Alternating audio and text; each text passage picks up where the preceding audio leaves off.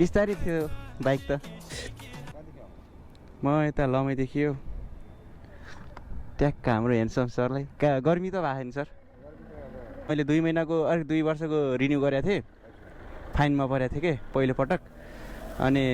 ऊ यसमा चाहिँ 1 वर्षको मात्रै गराइदिँदो रहेछ होइन 2 महिना 2 गते भनेर 81 र 82 को एकैचोटि नै हालिदियो 83 मा हो मेरो त अरे होइन यो महिना कुन हो रे 82 81 83 मा पनि भयो 83 सम्म गरिदिएको के मेरो त्यो स्लिप दिएको के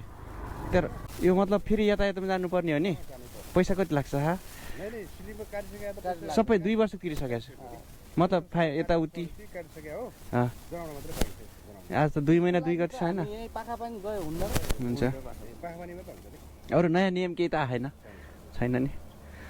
ठिक छ अरू ज्याललाई